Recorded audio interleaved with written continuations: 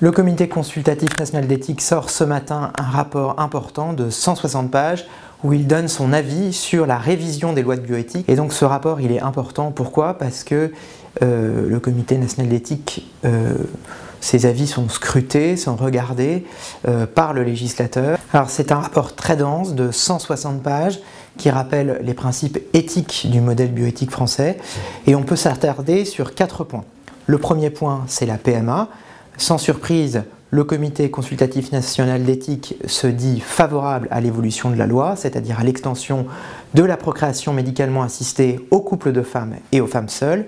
Le deuxième point qu'on peut relever, c'est l'autoconservation ovocytaire, c'est-à-dire la possibilité pour les femmes non malades, en bonne santé, de faire conserver leurs ovocytes afin de pouvoir différer leur projet d'enfant.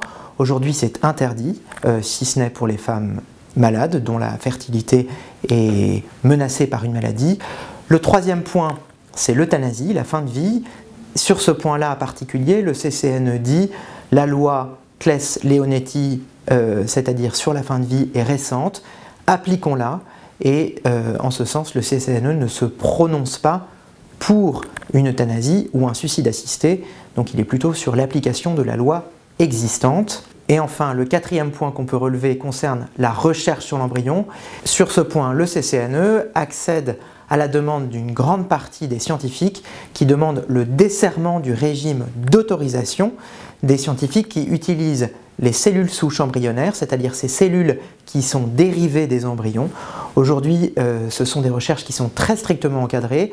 Aujourd'hui, le CCNE dit qu'il faut desserrer ce cadre réglementaire de manière à faciliter le travail des chercheurs. Même si l'avis du Conseil consultatif national d'éthique est uniquement, comme son nom l'indique, consultatif, il a un immense poids dans ce débat, c'est-à-dire que le gouvernement va vraiment regarder avec attention. Et d'ailleurs, par exemple, sur la PMA, Emmanuel Macron avait bien dit qu'il conditionnerait l'extension de la PMA à un feu vert du Conseil national d'éthique. Ça, c'est une première chose. Et la deuxième chose, ce qui peut être un peu étonnant dans ce rapport du CCNE, c'est le point sur l'autoconservation ovocytaire, la possibilité pour les femmes de conserver leurs ovocytes, parce que le CCNE s'était, il y a un peu moins de 18 mois, prononcé contre cette pratique. Et là, c'est un changement à 180 degrés.